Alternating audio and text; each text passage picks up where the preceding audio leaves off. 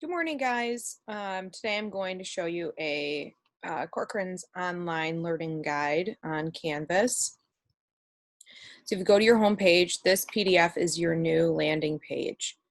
And again, just some important reminders. These are my office hours, the best way to contact me, our attendance policy right now during this time, and our method of communicating assignments. So we are going to be using Canvas. And our first module for our e-learning is on our natural lighting. So if you go over here to modules in Canvas and all the way down, e-learning April 2020, natural lighting. So the first assignment that I'd like you to do is you select the natural lighting summative. This link contains the presentation also that I had made for you in Google Slides. And you can use your cursor to click on the arrow to the right, and it will give you the objective of our summative. Take 3 photos that demonstrate these 3 types of lighting setups using the sun as a light source and a window as the modifier.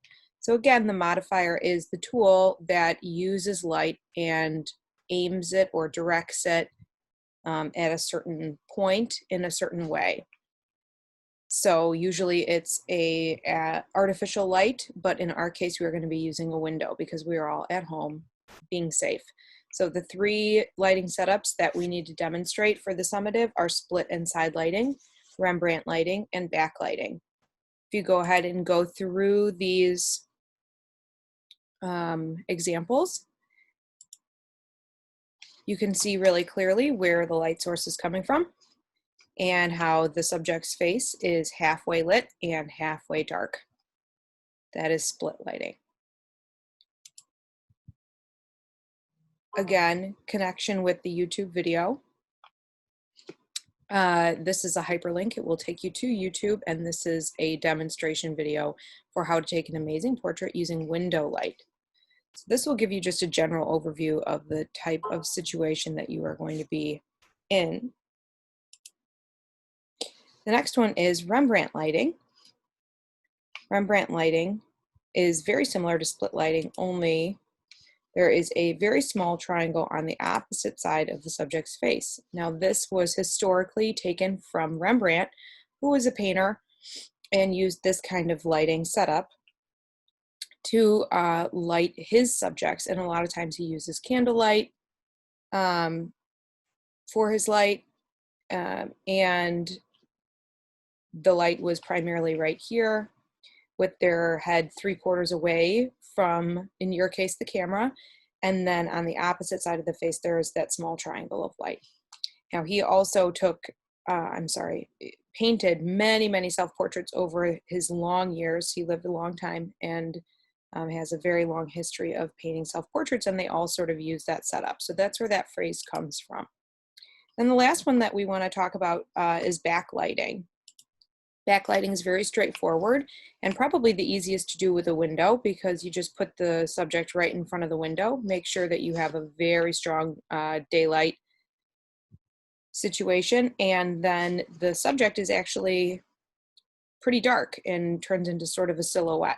So in this case, there's really only one light source lighting up the frame, and the subject in a different situation, you would use a fill light in the front here. But in our situation, because we're just using a window and we're just doing backlighting, the subject is going to be very dark. So another hyperlink to a YouTube video for you. And choose the window light the light is pouring into during the time of day. Remember that midday noon light will have a higher light source for Rembrandt lighting. Okay. And then some other considerations. I'm not going to go through all of these. You can go through them on your own time. Again, these are all on Canvas. So one thing that would be really helpful to you is if you go into your Adobe Dimension, which now everyone has on their iPad, you can start doing these simulations using any product I'm using the coffee bag. In your case, for your actual summative, you'll be using a human subject. But just to identify this lighting setups, you can go through and say 3-point lighting, and you can actually change the key light. That's without the key light and with the key light. And you can change the direction of it,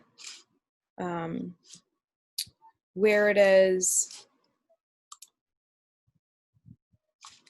and that will really help you to get a good feel for where the light is going to be positioned to demonstrate each lighting setup. So I would encourage you to explore Adobe Dimension. And again, if you go to light right here, so there's the models, the materials, which is like the cover that you're putting on the model. I chose cardboard. And then your lights. Down arrow on directional light will give you more options. You can choose, if you have like a square window, you probably want a square light.